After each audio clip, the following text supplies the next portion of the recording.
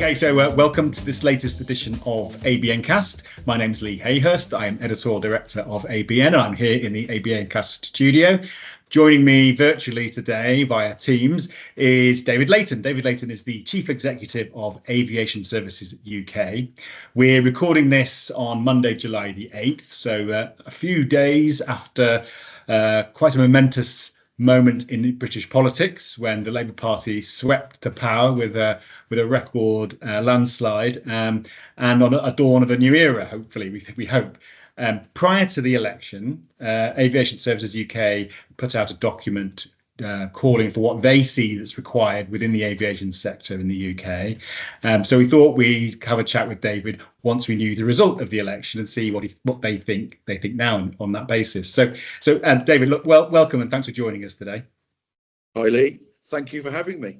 That's all right. So before we start, just a little bit about Aviation Services UK, because it's a relatively new organisation. You were telling me before we started. So just a quick potted history of the group and what it is that you're attempting to do. Well, Aviation Services UK has probably only been in existence for about the past 18 months or so. The origins really probably emanated from the travails of 2022.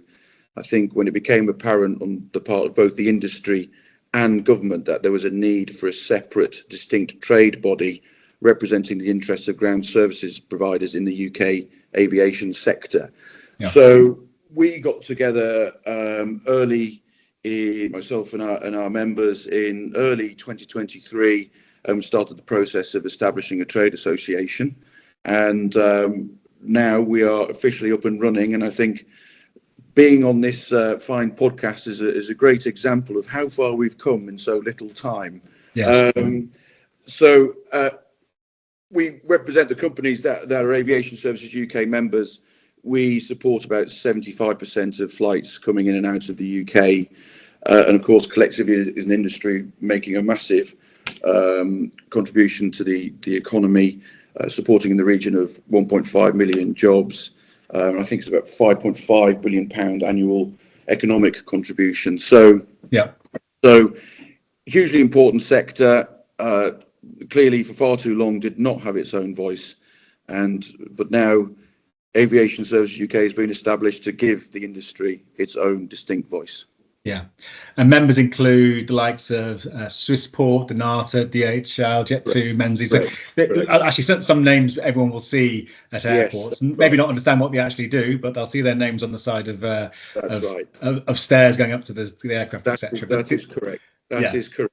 Yeah, these operational companies that actually make the industry work. Without them, it falls down. So that's great. So as we were chatting before we started about pre-election and looking at the main manifestos of the two main parties, and I think aviation apparently was really only mentioned about a handful of times in both combined. So it didn't really feature in much of the debate leading up to the election. So it's under the radar. We think at this point we're yet to hear who's been appointed as the aviation minister, which is within obviously the Department of Transport. So we'll wait for that. But just a few thoughts on where you think aviation is in terms of political priorities as we speak today. Now we've got this new government in place. Well, as you rightly mentioned, I mean, if you looked at the manifestos, let's say of certainly the Labour Party and the Conservative Party, there were very few mentions of aviation. Without wanting to read between the lines, the sentiments that you picked up there perhaps were not as buoyant and positive about the long-term future of aviation as they might have been. But nonetheless, it's still very welcome, the commitments that we did see in the Labour manifesto, that they do want to secure the long-term future of the industry. But I think above all that, in terms of the bigger picture, we now have a government who's clearly looking to prioritise economic growth. And for any government that's looking to prioritise economic growth, then clearly aviation has to play a very important and essential role in delivering that growth. Yeah. Yeah. What this year is the year of elections. I think has been talked about a lot. Something like half the world's population will vote in a new government. Yeah. Yeah. So we'll be looking around. I mean, UK is just one of the first that's gone and got a result. We've had the French elections just at the weekend. Obviously, the United States coming up. Big. I mean, India was earlier in the year. I don't know how much you sort of look around the world and what they prioritize, but you can imagine, say, for instance, someone like India is very much on the economic growth up curve, and aviation will be central to that. Is it surprising maybe that a UK government with obviously such a big aviation sector, Heathrow is a major global hub, doesn't have more to say? And does it compare to other areas of the world where they really put aviation and travel and tourism a bit higher on the political map? Well, I think when it comes to aviation more generally, I think everybody understands the importance of tackling climate change and the risks that is posing for the future.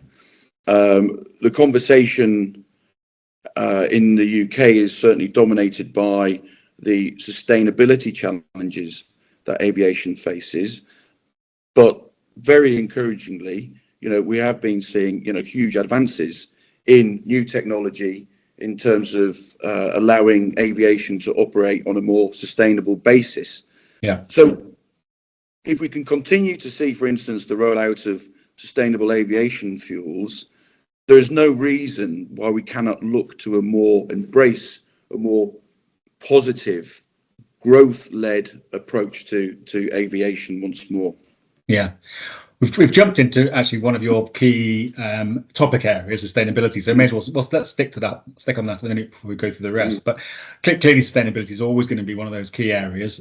You've mentioned sustainable aviation fuel, but also you've got potentially hydrogen-powered aircraft coming into the future, which requires new infrastructure. But in the UK, you've also got quite lots of innovation going on. We've spoken to a number of companies ourselves recently that are developing new ways to make sustainable aviation fuel, but one through household waste, one through human waste. This country in the UK, we are a pioneer. We can be a pioneer in these sorts of things.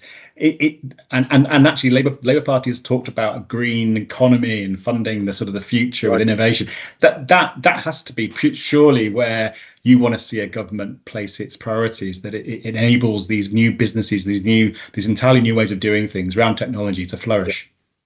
I think that's absolutely right, and I think with that emphasis, that sort of prioritization around new technology and innovation that can deliver a sustainable future, it means that we can also now, particularly in a government that's prioritizing economic growth, we can also now look back towards getting our airport infrastructure expanded for the long term, because that any growing economy, particularly one like ours as an island trading nation, we need to maximize international connectivity. And I've actually also discussed in the past about the need perhaps to have connectivity at the heart of a new economic strategy, or indeed a new industrial strategy for the UK. Now, in terms of our document on sustainability, of course, there were some specific points I mentioned in there from the perspective of ground handlers. The first is that the last government, I should say, was consulting on introducing a 2040 zero emission airport target, and that's something that we support and believe should be implemented. But what we're also urging is that airports, as they seek to decarbonise and transform their operations, they need to make sure that ground service providers are fully part of developing those plans and fully integrated. So we really need to have that collaboration between airports, airlines and ground service providers. And lastly, of course, enabling electrified ground services equipment or hydrogen powered ground service equipment will require new infrastructure at airports. Yeah. And it's important that whatever the costs associated with that, which of course will be passed on to ground service providers and airlines, but that the charges that come with that are fair and reasonable and established on an open and transparent basis. And of course, that's important so that a sector like ours can maximise the resources that we have available to invest in the ground services equipment for the future. Yeah. Before we move on for sustainability, because we'll move on to capacity in a minute, because that relates to another area that you picked out. But just the final thought on the sustainability side of things. The results of the election also saw a rise for the Greens, a rise for Lib Dems. And I guess if any parties represent the view that the way to secure the long-term future of aviation, to put it in Labour's terms, is to have less flying because that's more sustainable. That's a very difficult thing for the industry to accept. I know IR to push back against that concept that managing it through demand is the way forward. What's your view on that? Do you think that's something that the industry should be quite vigorous in opposing, or it has to be clearly it has to be seen to be wanting to do the right thing? So what's the balance to be struck there? Well, this is the importance of the opportunity of new sustainable technologies, because with things like sustainable aviation fuel, they offer a pathway to growth for aviation, but a pathway that is sustainable and does not have the same environmental implications, in particular in terms of climate change, that might have otherwise been the case. Yeah. I do recognise there are other concerns around aviation, but I do think that technology is something that can enable us to create a vision where we can see aviation actually continuing to grow and expand. I do think the arguments that have been put forward about demand management, I do disagree with those arguments. And in particular, let's say from an economic growth standpoint, and we know that the Labour government is first priority is economic growth, because that's what's going to deliver the prosperity that we need and what's going to pay for the public services that we need in the future. Yeah. Now, looking at the United Kingdom, as I said earlier, as an island nation that depends on trade, if you want to grow, we need to grow our connectivity and our trading links with the rest of the world. And therefore, we're going to have to increase capacity available for aircraft coming to and from the UK or travelling to and from the UK. I think that's a compelling logic. I don't think you can divorce that or ignore that or pretend that that's not a real issue. And it really is an issue actually now that's biting the UK, because there's no doubt that lack of capacity at certain airports really is starting to bite. Yeah. Well, so that brings us beautifully on to the next item of concern, which is capacity. The big debate for years has been Heathrow, third runway. You actually talk about this in your document in relation to cargo in particular, but obviously because cargo is being squeezed because of the return of passengers. So, and obviously, and Heathrow is key to that because it's such a big facility, a big airport. Do you think that is the third runway now? Does Labour's victory make me the third runway is now dead? I mean, is there any point actually, continuing that debate, or do we have to move on now without that being in prospect? Well, at the moment there is backing for a third runway, isn't there? So, there is the opportunity at this point in time is there. I'm not well equipped as a political pundit to survey the political landscape going forward and try and assess exactly what the probabilities are in terms of expansion actually being able to take place.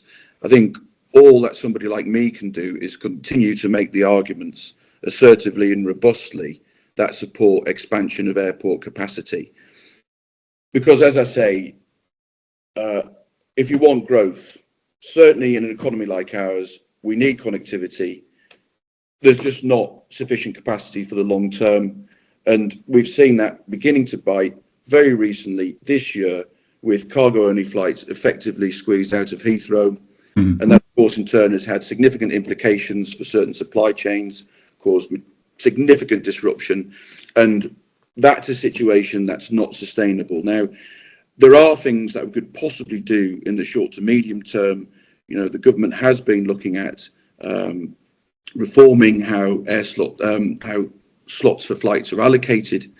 Perhaps there is an opportunity within that work to make sure we have a protected pool of slots for cargo-only flights, because people should not underestimate the importance of freight. It's not just about moving people, it's also about moving cargo, and I know a lot of that comes in the belly of aircraft, but also we need those cargo-only flights too. Yeah. So that's maybe something to look to in the short to medium term. But the origins of the difficulties that we've been seeing lie in lack of capacity. And we need to find a sustainable solution to that over the long term that maximises growth. And things like the third runway obviously do hold the key to unlocking the solution, the long-term solution to that particular issue. I mean, I think you often find this with this particular debate is an attempt to do one thing in the right way to be sustainable has a perverse outcome. So I think you point out in your document that the restriction on cargo flights could be pushing more freight onto the roads. Is that worse or better? I mean, so in trying to be sustainable, you end up being less sustainable in effect. Lee, thank you for making that excellent point. But it's true. If there's insufficient capacity at airports like Heathrow or indeed other airports in the southeast, people will look for alternative solutions. The cargo is ultimately, let's say, destined for the southeast, but they will look for other destinations or other ways into the UK in the north, let's say. I'm not going to name no particular airports, but if cargo is travelling to those airports, or indeed airports actually on the other side of the channel, it's going to end up on lorries travelling to the UK longer distances, which is clearly not something that's environmentally beneficial. Yeah. Let's move on and talk about resilience. So we actually saw recently an example of a lack of resilience at Manchester when an issue with the power closed the airport for I think most of the weekend. I mean, what an absolute disaster. We've seen the issues that Heathrow have had and BA and so on. So you've called for more resilience in terms of infrastructure in the sector. What does that actually mean from your perspective? Well, there's the specific recommendation that we're making around resilience is actually to have a more structured and more informed and, let's dare I say it, sophisticated conversation about resilience. What we've suggested is that the industry as a whole, working together with government, and perhaps using the Aviation Council as a vehicle for that, is to think about what are the risks to our operations in the short, medium and long term, and then to have a structured conversation about identifying those risks and then thinking about what steps need to be in place over the short, medium, long term to manage those risks. Mm-hmm. I don't think there is that sort of framework for that type of conversation now. There are conversations and collaboration and people working together around the subject of resilience, but I think we need that structure, and we need to have that, be able to take that longer term perspective. In the wider sense, yes, infrastructure, things like this, they're all needed to enhance the resilience of the sector. Yeah. We have to acknowledge as well that some of this stuff doesn't come for free. Yeah. It has to be it has to be paid for. So what would a good example be? If there are delays at an airport and there's delays in getting people to an aircraft to unload the cargo because another flight has been late inbound, well, in principle, of course, just to illustrate the point, we could double the number of ground handling staff at an airport, let's say. Yeah. So there's always somebody there to be there on a contingency basis. But of course, that has to be funded, and we are in a sector where, frankly, margins are extremely tight. Mm-hmm. It's a very competitive sector. It's very price competitive, and margins are tight. So I think by having a collective conversation about resilience, we can think about how best to invest the resources that we have to make sure that we are prepared for occasions and events when things go wrong. Yeah. Another example might be some of the infrastructure in airports, ground handling systems, conveyors or whatever. Of course, one again, just to illustrate the point, one conveyor belt breaks down. Do we have another alternative conveyor belt to use? Well, in some cases, well, no. We can remedy that, but it's not something that can happen for free. Yeah, and it's not mentioned in your document, but it's clearly a threat that sometimes these things happen. Not because it's just the failure of systems, but it happens on purpose. These are critical infrastructure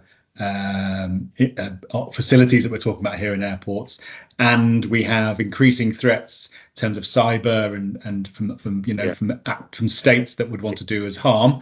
We know who we're talking about here, and every time something goes wrong, one of the theories is it may have been a cyber attack of some sort. So that's not just the industry's problem; that's the government's problem, isn't it? So when you talk about who's funding it, that probably does come under the government's remit. It's the whole aviation. The aviation ecosystem is a large one. There are lots of actors. Everyone has a role to play, which is why collaboration is key to making everything work. And government is an essential part of that aviation ecosystem. And government clearly, obviously, sponsors, is responsible for a lot of the critical systems that we rely upon. So they are part of that conversation. And the other strength of the government, and this is, I think, one of the reasons why the Aviation Council came into being, was that government has this convening power. It can bring the sector together. It can drive closer working relationships and more collaboration. So as a starting point when it comes to resilience, just looking more broadly about how we can better manage it, how we can improve the conversations around resilience, and make sure we're fully sighted on the risks that might affect us short, medium, long term. We need to have that structured conversation, and then we can start to take action, identify measures that we might not have otherwise thought about had we not had that detailed, sort of more informed conversation than perhaps we currently do have. Yeah. The last two areas we want to look at are both concern people, one on the customer side and one on the industry employee side. So let's start with the customers, and one of your areas was accessibility. So improving accessibility of air travel for people who have reduced or limited mobility and disabilities. Right. We see many examples of this. It often gets into the mainstream media when there's been some terrible experiences some people have, and some quite high profile people as well often are treated in ways that you think is quite surprising in 2024. So what is it that you would like to see? I know that the Civil Aviation Authority in the UK has got this very high on its radar as well, but what sort of things do you think the industry needs to do to make sure that accessibility is optimized? I don't think the industry, I'm talking about the aviation sector as a whole, can do enough to support and improve accessibility for passengers. The Civil Aviation Authority has been doing some good work around this particular subject, as indeed has the Department for Transport. And there's a proposal, they've been consulting on a performance framework for airline accessibility. And as we've been thinking together about, what else can we contribute? Because there's two things here. There's lots and lots of detailed measures and steps that we might be able to address, or we can address. Again, some of those there might be a cost associated with that, but I don't think anybody questions that we all need to do all we can. So from that standpoint, looking at the work that the CAA has been doing, and they've been trying to identify best practice and looking at ways to measure airlines and how they perform around accessibility. And I think the proposal will be to rank them as to whether they're delivering best practice or otherwise. Our idea was that actually, rather than, let's say, produce the results of that kind of work as a table at the back of a document or available on a website, perhaps we can use it as the basis for having a new industry standard that's widely recognizable to consumers, right? That's assigned to different airlines. That says, so it's easy for consumers to see these folks, they are delivering the best product, which is what we've called the flyer-friendly standard.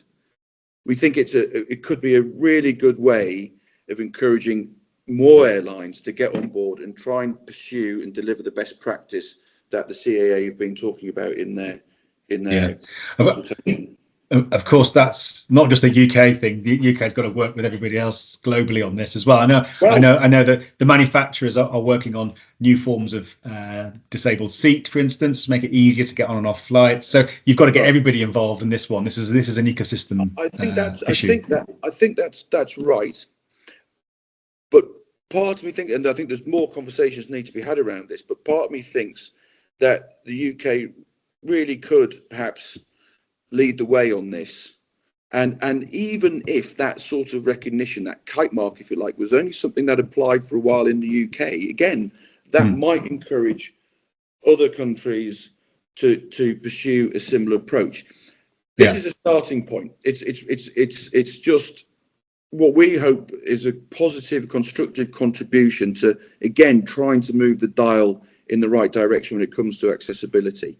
So there's more work to be done. There's more conversations we had with, for instance, with our colleagues at IATA. But I think that principle of a kite mark, a standard that everybody, that's visible and everybody understands, I think that's a really good way of trying to encourage more airlines, more people, to do the right thing. Yeah. You've seen in other areas actually where an area, a region, a country sets the standards high in a global economy. Everybody just says, well, we'll just try and achieve the highest standards possible because why not? Because that means we're acceptable everywhere in the world. So maybe the UK can lead the world on that, which would be great to see. Let's finish off by talking about the last big area, and it's one close to our heart because we this year launched Best Places to Work in Aviation, which is all about highlighting the issue of people and talent. In particular in relation to the lack of, unfortunately, and so this is about recruitment and retention. We see it in all areas of aviation, in particular those sort of maybe those hidden jobs and roles. We cover obviously engineering with our MRO management title, and that's a massive potential problem there because a lot of people left the industry during COVID and won't come back, and these people take a long time to train up and become accredited, etc. So we're seeing it in the cabin, we're seeing it in the cockpit, and throughout the industry. There's just simply not been enough people as we've got back from COVID. So again, just how does that solve itself, David? Does the industry do a good enough job promoting itself as a great place for a career? For starting point, I think everybody knows that the industry, including ground service providers, have had challenges in terms of getting the number of people they need to support the restart, let's say, of aviation post-pandemic. I'm pleased to say that the industry is in a much better place now than it was. I think the shortage of staff is not the issue that it was. Okay. But that said, I think collectively, again, as a sector, there's always more that can be done to try and boost recruitment and also retention, because it's at least in the UK, it's a pretty tight labour market and it's a pretty competitive labour market. So we need to make sure that people are attracted into careers in aviation, and when they're in aviation, they're attracted to stay there. And that's an issue, by the way, that the government has recognised, which is why government has led things like Generation Aviation, and there's a number of other initiatives around making sure that positive careers and the opportunities that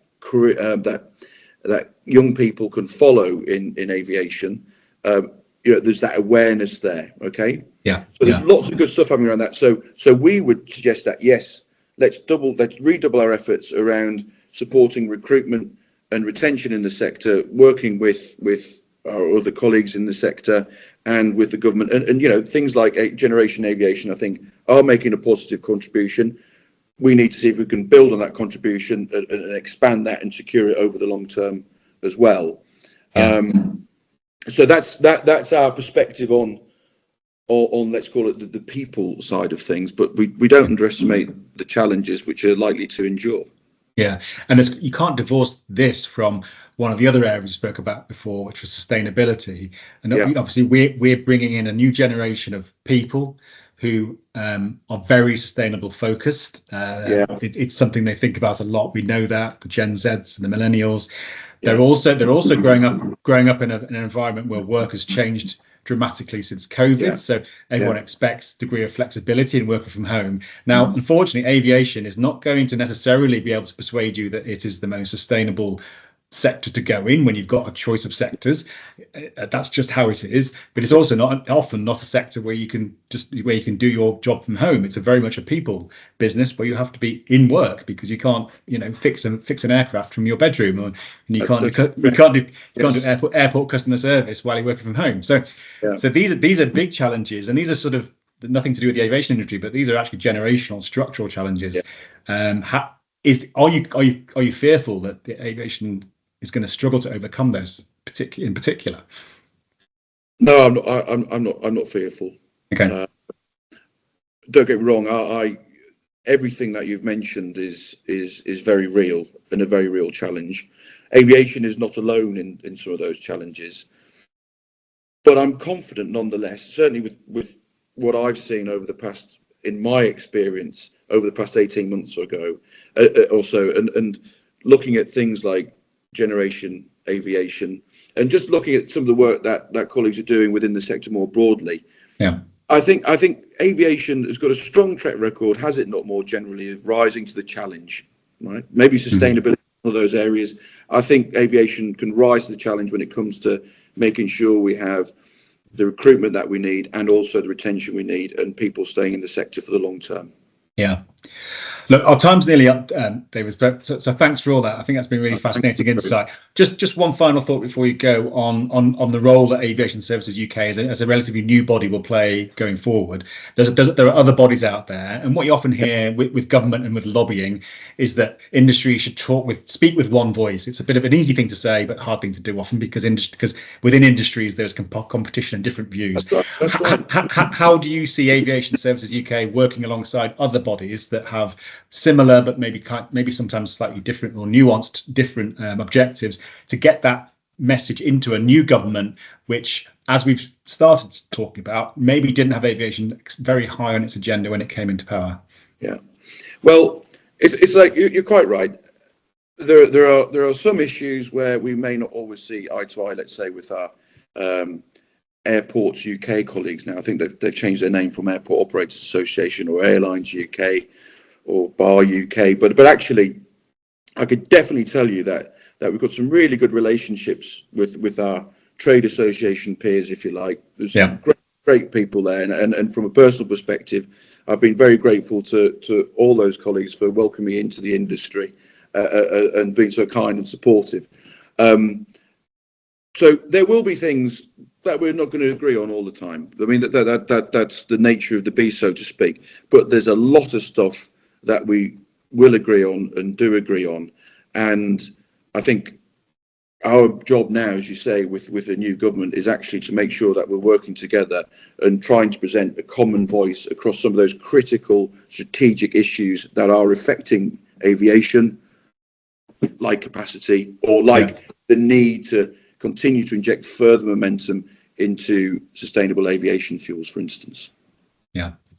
Look, David, we'll close it off there. No doubt we could catch up again, I'm sure, in the future to see how things have progressed, if indeed they have, and we'll keep a close eye on that because it is interesting times, and as ever with a new political era, we wait and see what it brings, and best of luck with your work at Aviation Services UK. So thanks very much for joining us today on ABNcast. Cheers. Bye, Lee. Cheers. Bye-bye. Thanks a lot. We're delighted that our friends at Amadeus have agreed to be the launch sponsor for ABNcast. And while they do not endorse the opinions and views expressed, they are keen to support a new forum for open discussion and debate around the future of aviation. Amadeus's technology powers the global travel and tourism industry, inspiring more open ways of working, more connected ways of thinking, always with an eye on how the industry can evolve, on how the travel industry can better serve travellers, bring people together, explore new experiences and do business. Travel should be meaningful and personal, and it must be centred around the traveller, which is why Amadeus is investing to create the technology to put more power into people's hands. As an industry, we only progress by working together, and Amadeus's open platform is connecting the entire global travel and hospitality ecosystem. Our environment, our communities and our destinations matter.